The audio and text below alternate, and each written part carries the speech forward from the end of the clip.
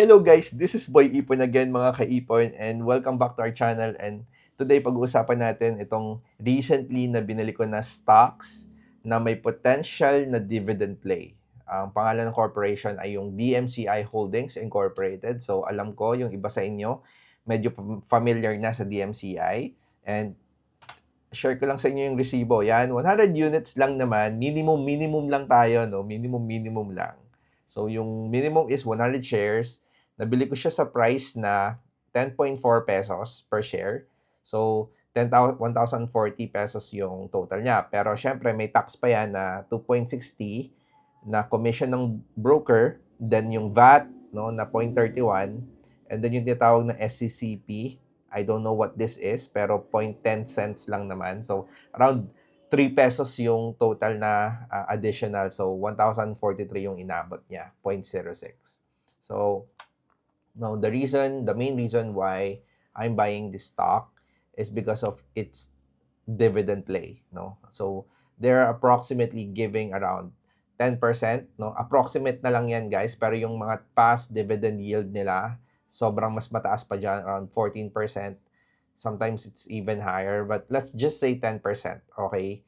So, ayan na yung computation ng dividend payouts nila for the past 3 years. Since 2023, they are regularly giving dividends. So, bahala na kayo mag-compute. I-add nyo na lang yan, no, para ma-confirm nyo na talagang yan yung amount. Pero, I did my math. So, that's the reason why I put 10% yield dividend there. And the reason why they are giving 10% dividend year on year is because DMC is among the highest dividend paying stocks in the local market, with a dividend payout ratio of at least 20% of the preceding year's consolidated core net income. So ibig sabihin lang po nun, yung kinikita ng kumpanya, no, na 25% taon-taon, binibigay niya yung the past year, binibigay niya yung 25% sa mga holders nila taon-taon, no? So pag kumikita yung kumpanya, syempre yung 25% ng net, no, neto nakita nila, ipinamubod-mud nila sa mga shareholder.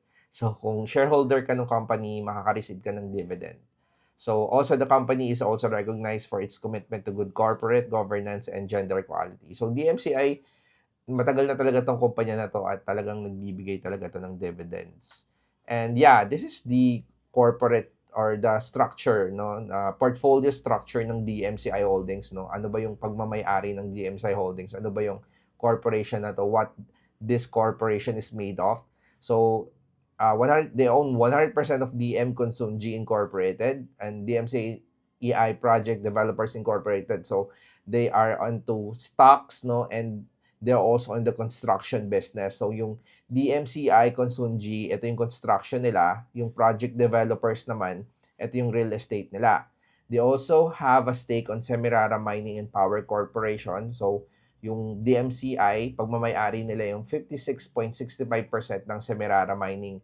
So yung Semirara Mining and Power Corporation po, registered din siya sa Philippine stock market, no, as a individual stocks. Pero yun nga, yung 56% nun is pagmamay-ari ni DMCI Holdings. And also, they have DMCI Mining Corporation din, no? Pagpamay-ari din nila. So, iba't iba, no? Iba't iba yung mga pagmamay-ari ng DMCI. Kumbaga, holding siya. So, separate, iba-iba yung mga business niya. Merong real estate, merong construction, merong mining. So, meron pa silang cement, no? Yung tinatawag na Apo Cement, yung Cemex Asian Southeast Corporation. So, sa kanila rin yon. And also, meron silang Power Corporation, which is yung sa bandang Visayas, yung Masbate, no?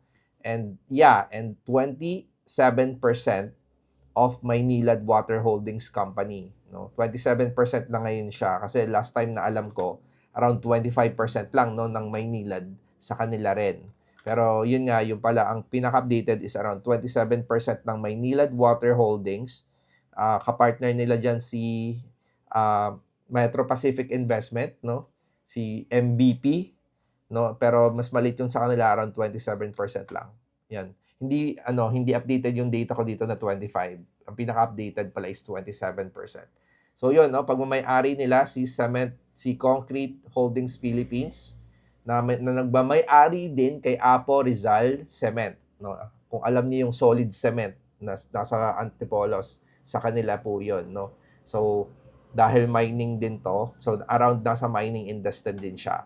And also, they own also a nickel mining corporation din.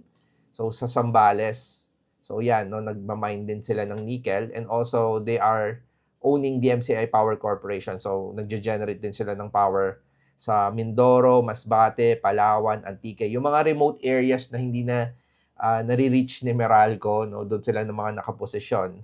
And dahil part sila ng Semirara Mining and Power Corporation, which also mines coal, no, nagmamina sila ng coal, mas mura nilang nabibili yung coal para i-power yung mga planta nila kasi hindi na nila kailangan bumili ng coal sa ibang coal miners. 'Di ba? Yung coal na minimina nila, ginagamit din nila sa mga planta nila. So, mas mura nilang nabibili nila ng raw price yung mga coal na ginagamit nila. So, mas malaki yung kinikita nila doon. Parang pinapaikot lang nila yung kung ano yung minina nila sa mining nila, no? Sa mining nila, no, kung yung, 'di ba, may mining sila, kung ano yung namimina nila doon, nilalagay lang din nila sa power corporation nila, which fuels the, baga, walang tapon.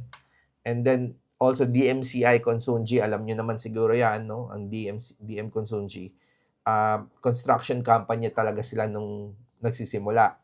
Nung nagsisimula sila, construction company sila. So, sila yung gumawa ng Enchanted Kingdom at marami pang mga buildings. At ngayon, mga hotels ang mga binibuild nitong mga to. At mga kalsada, pati mga alam ko yung mga expressway, sila din yung nagbi-build, no, yung DM Consunji. Yeah, and for the financial health, no, ni-review rin natin yung financial health ng DMCI Holdings. So, kung mapapansin nyo, sobrang good yung health ng kanilang financial. So, lahat halos green, no? Kung titingnan nyo dito, halos green.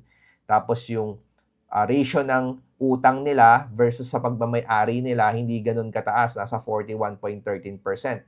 Even though yung health ng Philippine stock market ngayon is hindi ganun kaganda.